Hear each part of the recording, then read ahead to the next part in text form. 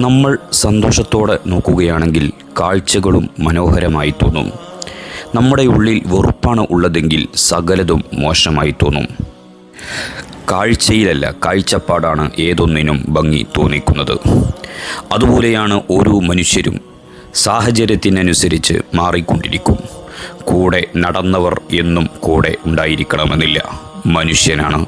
സാഹചര്യം മാറുന്നതിനനുസരിച്ച് സ്വഭാവത്തിലും മാറ്റങ്ങൾ സംഭവിക്കാം. നാമെല്ലാം ഒരു കാര്യത്തിന് യാത്ര ചെയ്യുമ്പോൾ വഴി നിറയെ വളവുകളും തിരിവുകളും ഉണ്ടെന്നും വഴി നിറയെ കുണ്ടും കുഴിയൊക്കെ ഉണ്ടെന്നും നാം പോകാൻ ഇറങ്ങിയ വഴിയിൽ കഴിഞ്ഞ ദിവസം വാഹനാപകടത്തിൽ കുറച്ചു പേർ മരണപ്പെട്ടു എന്നൊക്കെ പറഞ്ഞ് ചിന്തിച്ചും നമ്മുടെ യാത്ര ഒരിക്കലും നാം ഉപേക്ഷിക്കാറില്ല.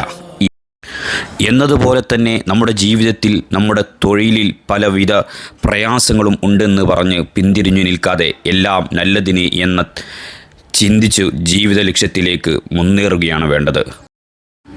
പക്ഷേ നാം മറ്റൊരാളാകുവാൻ ശ്രമിക്കുമ്പോഴാണ് വലിയ പ്രതിസന്ധികൾ ഉണ്ടാകുന്നത്. നമ്മുടെയും അതുപോലെ മറ്റുള്ളവരുടെയും ജീവിതാനുഭവങ്ങളിൽ നിന്ന് പാഠങ്ങൾ ഉൾക്കൊണ്ട് ജീവിതത്തെ നമ്മുടേതായ രീതിയിൽ നേരിട്ട് വിജയിപ്പിക്കുക. ആരെങ്കിലും ശുഷ്കിച്ച് ശക്തി ക്ഷയിച്ച് നിൽക്കുന്നുണ്ടെങ്കിൽ അത് ഇടുങ്ങിയ മനസ്ഥിതിയും ഗർവും അഹംഭാവവും മൂലം മനസ്സിൻ്റെ സാധ്യതകൾ മങ്ങിയതുകൊണ്ടാണ്. ഒരിക്കലും ഒരറിവും പൂർണ്ണമാവുകയില്ല. അടുക്കും തോറും ആഴത്തിലേക്കാണ് അറിവിൻ്റെ വേരുകൾ നീളുക. ഒരു പഠനവും ഒരിക്കലും പൂർത്തിയാകുന്നില്ല. ഒന്ന് മറ്റൊന്നിലേക്ക് നയിക്കുക മാത്രമാണ് ചെയ്യുന്നത്. പൂർത്തിയാകുന്നത് പാഠപുസ്തകവും പരീക്ഷയും മാത്രമാണ്.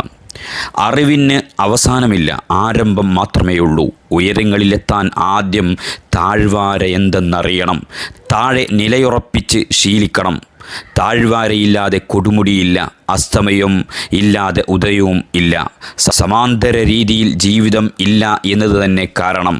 അല്ലാഹു സുബ്ഹാനഹു വ തആല ജീവിതത്തിൽ ഉന്നതി നൽകി നമ്മെയും നമുക്ക് വേണ്ടപ്പെട്ടവരെയും വിജയിപ്പിക്കുമാറാവട്ടെ. ഇൻഷാ അല്ലാഹ് വീണ്ടും കാണാം. അതുവരെ അസ്സലാമു അലൈക്കും വറഹ്മത്തുള്ളാഹി.